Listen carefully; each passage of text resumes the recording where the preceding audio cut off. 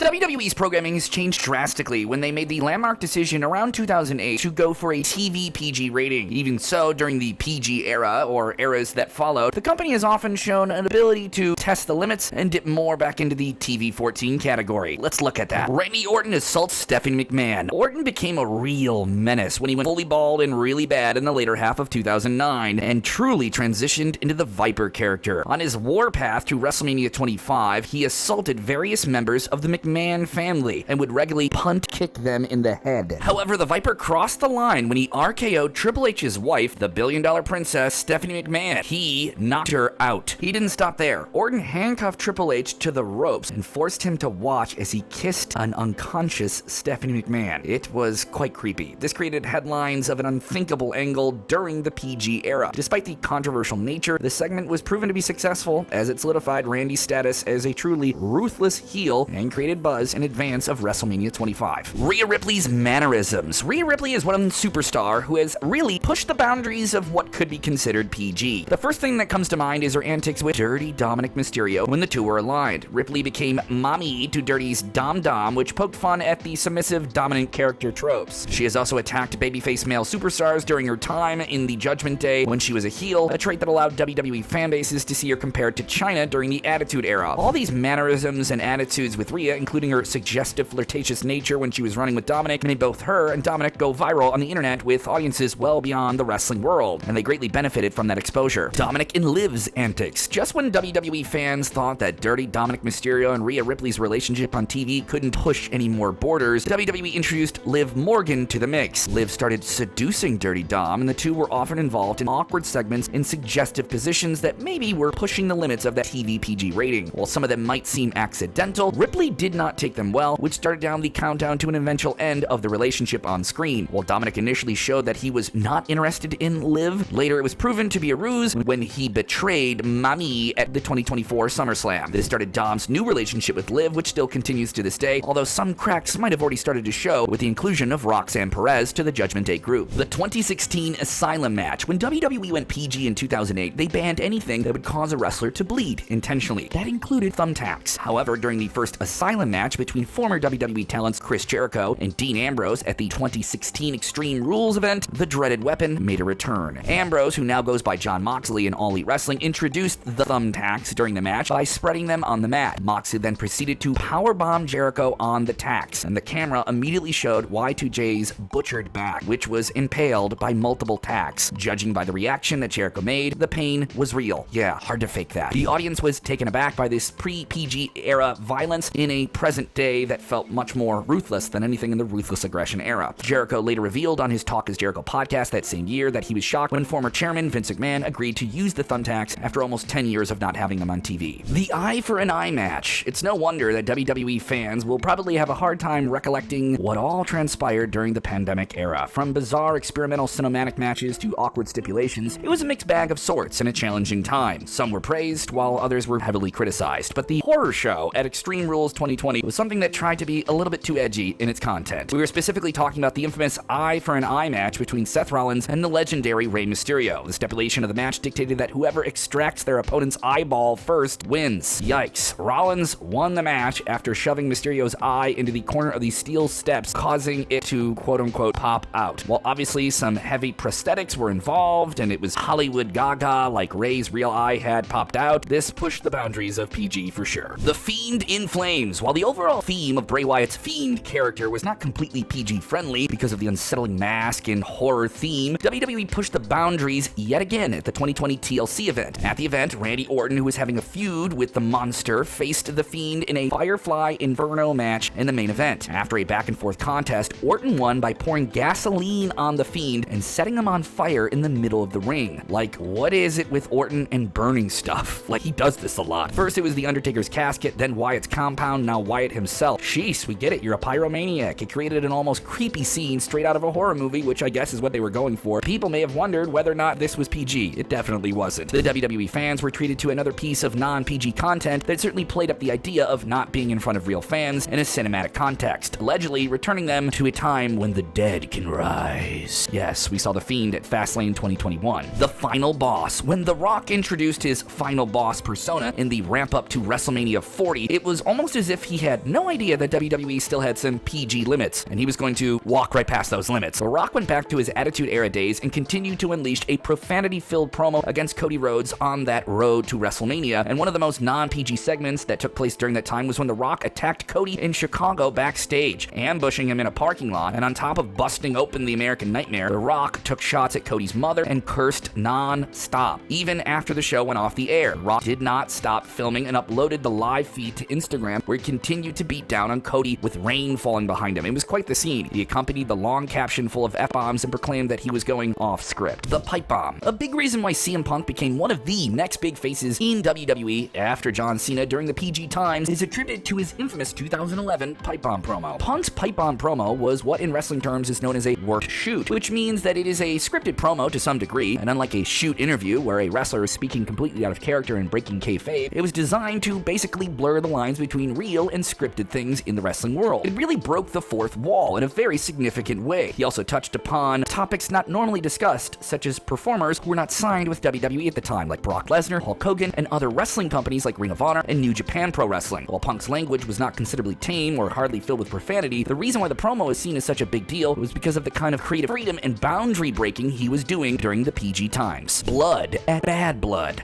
We've seen a lot of rules getting changed in WWE under Triple H's regime, one of which is the company going a little bit lax on the no blood policy, especially during premium live events, because they don't have the same restrictions as over-the-air TV networks. Yeah, they just don't apply when you're on a streaming service. One of the bloodiest matches to take place in recent memory was at the 2024 Bad Blood Premium Live event. As the name suggests, the event featured a highly personal grudge match between Drew McIntyre and CM Punk inside Hell in a Cell. From the moment the bell rang, the two superstars went after each other using various weapons. Both Punk and McIntyre got their heads busted open in no time. The ring was stained from blood. It also featured very risky moves in which McIntyre landed on the edge of steel steps. The match was thoroughly enjoyed by fans and critics alike for many years, a violent match on the company's main roster that was awarded 5 stars by Wrestling Observer's Dave Meltzer.